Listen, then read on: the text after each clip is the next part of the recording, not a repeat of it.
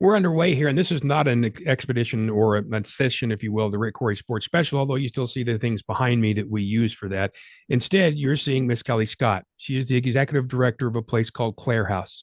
Many of you will have already had personal experience with Clarehouse, and quite honestly, I hope you haven't, for a lot of reasons, and we'll get into that. But we want to talk about what the house does, and as important, there are a couple of events coming up that I think are really important. And Kelley, let's start with Clarehouse and what it is. Well, thanks for having me, Rick. It's really an honor to be on your show and to be able to talk about this really special place. We are a nonprofit organization that provides a home and 24/7 care for terminally ill people who need more support than they have available through their own resources. So we're not a hospice. We work in collaboration with hospice, who provides the medical management, and then we provide the home and all the loving care that we can through our staff and volunteers.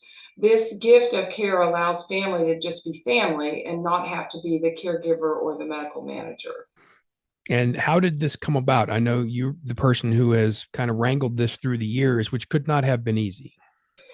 Well, it's been a labor of love. I am the founder of the organization. I've been a hospice nurse for 40 years. And I came to Tulsa in 96 and started working for a local hospice program and then doing consults at the hospital. And I kept running into people that were just saying, they couldn't take their loved one home, or they had tried that and they needed more support. Lots of social reasons why people can't maybe do this kind of care at home. Sure. When you're caring for somebody who is seriously ill, it can be exhausting. It can be around the clock. It can be very physical, emotionally demanding, financially demanding. It can really just be devastating to a family, and particularly for people who have limited or no family, it's a real challenge. So I just kept hearing people say there ought to be a place where people can go and get this very special kind of care and be supported through their final days. And I kept listening to that and thinking, well, what would that look like? And am I the person to do that? And eventually I decided that I could try. And so I started talking with a small group of people. And really, from a core group of about 7 people, we founded this organization. We didn't have any systemic backing, no corporate sponsor, nothing like that. It was just a small group of people who believed in an idea. And then we just worked our fannies off to make it happen.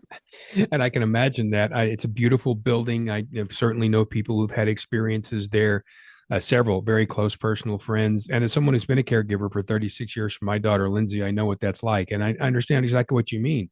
It is a 24-hour a day job. And even when you're doing other things, you can't not think about it. And it can be very emotionally draining. Now, what people might not realize is how many people in their lives they know are caregivers in one form or another, many professional, but many who are doing it at home, like we've done at our house and had done, and many people have done before. I had no idea Bradley Cooper was. You're familiar with Bradley Cooper, the actor who is, I mean, he's on Broadway and he's in movies and he can sing and he can do it all. It's really, and he's really good looking too, which makes it more disgusting. But what I didn't realize is he had put together a documentary called Caregiving or Caregivers, and you were going to be going along with Life Senior Services doing a screening and some other important things over at Circle Cinema. Tell me about it. Yeah, that's our community conversation series, and it starts next Tuesday. We're going to break that movie up into two halves so that we can watch half the movie the first night, and then we have a great panel that will be discussing it and handling questions from the audience.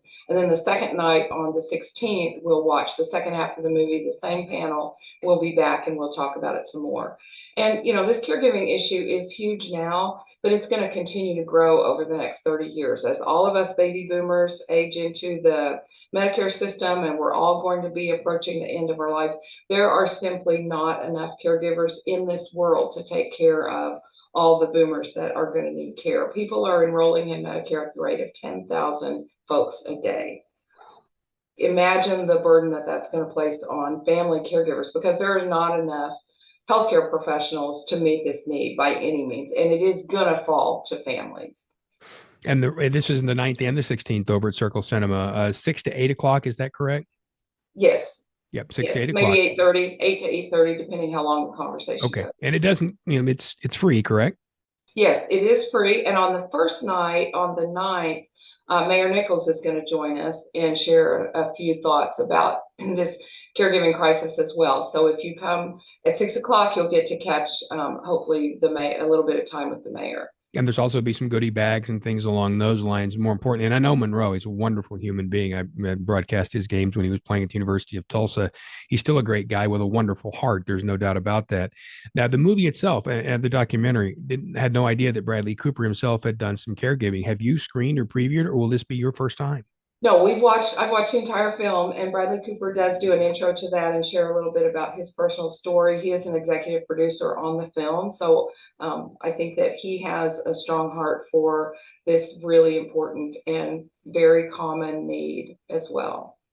What's one of the most misunderstood things about not only what you guys do, but what hospice folks do? I mean, there are folks every day who probably want and need these services. They may not know exactly how to go about it. They may not be very clear about how all of it works. What do you get asked the most? It's a great question, and I have lots of thoughts about that because I think as a society, we're so ill prepared to deal with serious illness. We don't know how to navigate the healthcare system. We don't know how to ask the right questions. We get intimidated by the white coats. And goals of care conversations are one of the most important conversations we can have. And most people just don't know how to go about them. They don't even know they're necessary. But the biggest regret that I hear from families is wish we had known sooner what was going on. They didn't ask enough questions. They didn't ask the real, often painful questions like, where's this headed? What's the worst case scenario? What's the best I can hope for? What's the worst I should prepare for? And then be able to make decisions based on your values, goals, preferences as an individual, as a family, so that you can get the most out of whatever time you have left. If your time was short, would you do things differently? That's a huge question to ask. And if the answer is, yeah, I'd do things differently. I'd get out of this hospital. I would go home. I would stop treatment. I would stop being sick from the treatment and try to live my life as fully as possible throughout the rest of this disease. You may get very different answers that may be very positive. Also, really good information to have to guide your work. But most people just don't know that they've got to get enough information to make informed decisions.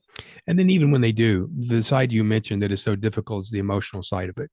Even when you come to the realization when your doctor tells you or whatever, there's nothing left, that next step emotionally for a family can be close to devastating. And it's got to be an interesting and very difficult mix for the people who work there and with you and in hospice around the world for that emotional as well as that physical and care support. Yeah, and it's not just one next step. It's 100 next steps. It's the next and then the next and then the next because it's a process. It's not just a one-time thing, and things change day by day by day, and you're confronted with new losses every day. You're confronted with changes every day. You're confronted with fresh decisions. You have to realign your priorities. It's a very dynamic process that can be different from day to day. And just riding that roller coaster, it can be absolutely exhausting. Sometimes people come to Clarehouse because, I mean, they've been doing this at home for a long, long, long time. And as the end draws near and the physical needs get more intense and the grieving gets more intense, they just simply run out of gas. And so we can be that place for them to come and let us take over that part and let the family just be family again. Yeah, as a matter of fact, I know you don't, I mean, these are not patients at your place, they're guests at your place. And the caregivers are, I've had a chance to meet many of them, are all such sweet people, which got to be an emotional toll on them too, which I would think this documentary may be helpful for them as well. I hope so. Recognizing the burden that's placed on caregivers, whether you're family caregivers or paid caregivers, it's intense. A lot of people don't want to put themselves in the space of being around very, very ill people, being around grieving family members. Some people are not comfortable being in the same room with somebody that's crying. I mean, it is emotionally intense, and we are so, so fortunate to have an amazing team of people here that support our guests and families so very well, but they also support and love each other very well. And we know that we've got to be able to take care of ourselves and each other before we can expand that to the people that come and live with us in our home. Before we go, let's talk about who's on the panel, who'll be answering questions afterward. What are some of the names and specialties? Dr. Jennifer Clark is a palliative medicine physician and an education strategist and physician here at Clarehouse that makes visits on a regular basis to all of our guests and families. And she's just a wonderful, wonderful resource. Dr. Jabran Pasha is another physician who does a lot of community health and is actually on the mayor's staff at this point. So he is, I think, advising the mayor on what might be needed in this community as far as additional caregiving. And then we have Donna Mancini. She's the caregiver support specialist at Life Senior Services and works a lot with families that are getting service through life to identify resources and get education and support. And then I'm assuming you will be there. I'll be moderating the session. There you go. Yes. Okay, so you'll be there as well. I'm once again, this is 6 until 8:30 at Circle Cinema. It's the 9th and the 16th. Doesn't cost anything to attend. There'll be some actual goodie bags there. You'll get some things and some other information. Anything important we haven't covered? Do you think we should add? I just want to add that everything we do at Clarehouse is a free service. We provide it out of the generosity of this community. We survive entirely on donations and offer our care and education as a gift. I think Tulsa is an amazing, compassionate, philanthropic, generous community, and that's what enables us to do the work that we do. You can learn more about us at clarehouse.org. And that was going to be my very last thing is fundraising, because none of this is cheap. It's really expensive. As a matter of fact, I think what's something around $400 a day per person per room to be cared for. 10 rooms, $4,000 a day going out the door. People have to care and have to help, and there are many ways. You mentioned go to clarehouse.org, but what are some of the ways they can be a part of it? Of course, monetary donations are what keep us going, but we also rely so much on our volunteers. They do everything at Clarehouse, from answering the front door and getting people checked in to actual bedside care, cooking, cleaning, laundry, gardening, mailings, all kinds of things. And then we have lots of specialty volunteers who provide music, pet therapy, massage, all kinds of gifts, whatever people have and bring to us and offer. We also serve a hot meal every day for anybody in the house, families included. So anybody that's willing and able to provide a meal, whether it's catered or you bring it from home, we're thrilled to be able to serve that and offer that hospitality to the household. And then we are a big, busy, this is a 14,000 square foot home. So it's a big, busy, functioning household, and we need toilet paper and paper towels and laundry soap and pantry items and snacks and everything that it takes to keep a house running. Yeah, if you happen to have and you'd like to drop those off, then that would be great. But if you also would like to leave them in your will, I mean, and other things like that, that would be fine too. Perpetual giving is something that many, many places like this count on, don't they, Kelley?